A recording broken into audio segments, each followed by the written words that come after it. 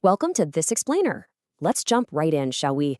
Today, we're tearing down one of the most absolutely crucial, yet totally invisible, safety nets in modern EVs, the ASIL D Watchdog fault inside dual motor controllers. If you've ever found yourself wondering what literally stops an EV motor from just spinning out of control if the main computer completely crashes, well, you're in exactly the right place. Take a look at this number, 10 milliseconds. That's our fault-tolerant time interval, or FTTI. To put that into perspective, that's a fraction of the blink of an eye. If the main microprocessor in the inverter fails or just wanders off script, the system has exactly 10 milliseconds to forcefully shut down the inverter and stop a catastrophic motor runaway. It's the ultimate hard deadline. Missing it? Yeah, absolutely not an option. To see how we actually pull this off, we're going to trace the entire engineering lifecycle across 5 sections. First, root cause analysis. Then, hardware and software defense architecture. Third, DFMEA design prevention. Fourth, PFMEA process control. And finally, DVP&R production validation. Let's get into it. Starting off with Section 1, root cause analysis.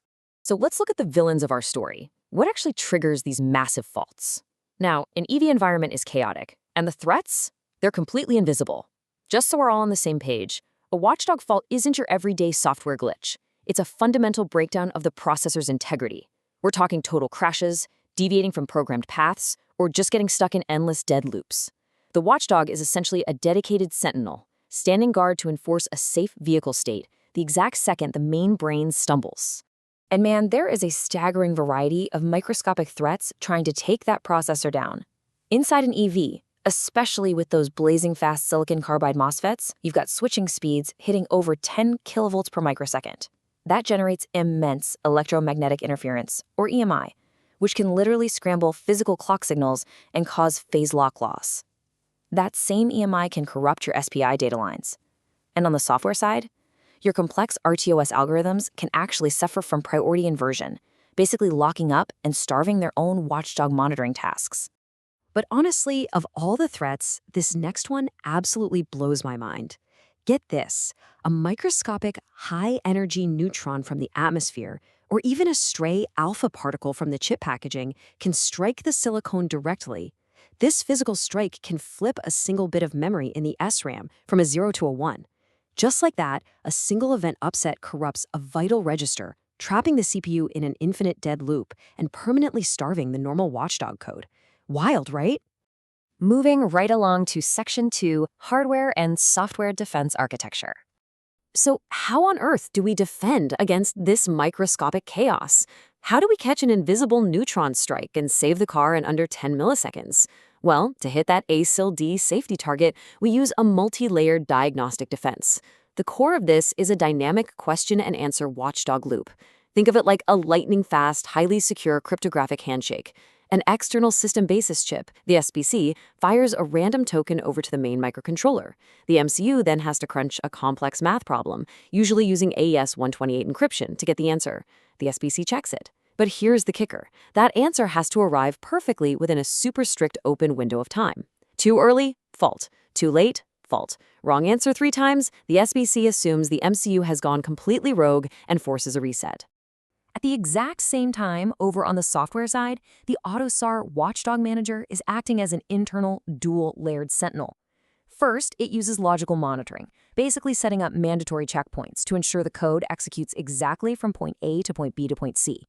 If a flipped bit makes the code randomly jump ahead, boom, the logical monitor catches it instantly. Second, it uses temporal monitoring to keep an eye on hyperfast tasks like your current loop. If a standard 100 microsecond cycle randomly drags out to over 200 microseconds, it triggers a fault immediately. Okay, but what if the CPU completely freezes and the software literally can't do anything? That is where hardware gating comes in. This is a physical wire connected straight from the external monitoring chip right to the power supply of the gate drivers. It's essentially a physical guillotine.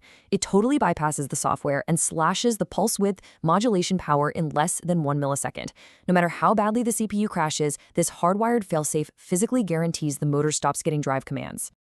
Next up, Section 3. DFMEA, Design Prevention.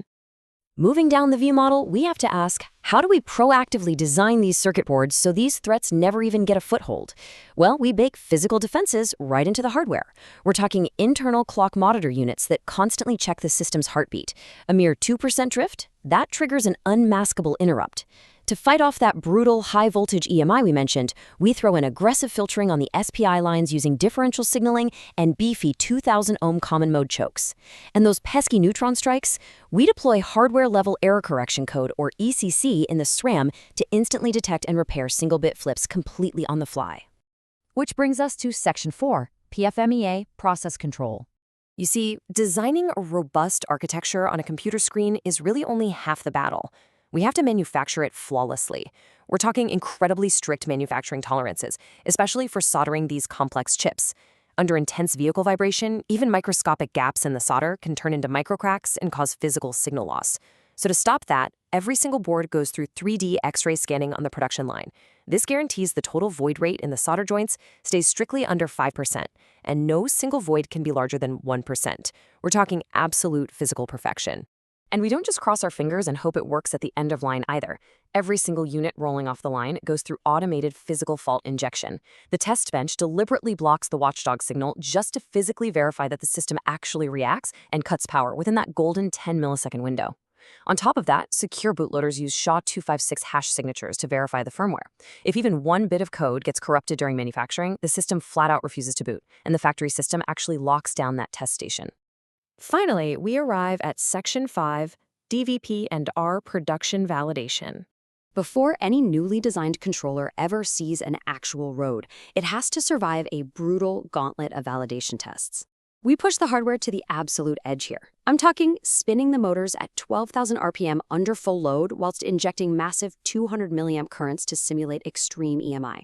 We subject the boards to violent 3-axis random vibration, rapidly cycling temperatures from -40 all the way to positive 125 degrees Celsius for over 1,000 hours. And through all of this abuse, the acceptance criteria demands 0 false resets, 0 lost data packets, and perfect signal continuity. Literally 0 room for error. The absolute final exam happens on the hardware in the loop, or Hill test bench. Here, engineers play the ultimate bad guys.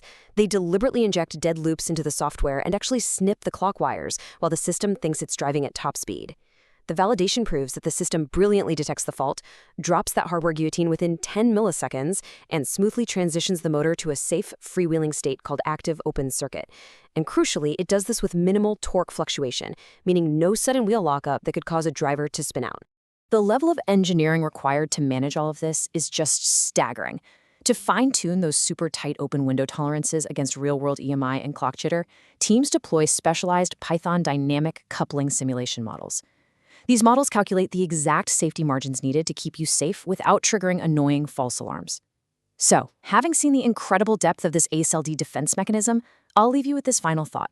For your next project, do you need to export this kind of dynamic transient simulation report for your functional safety team?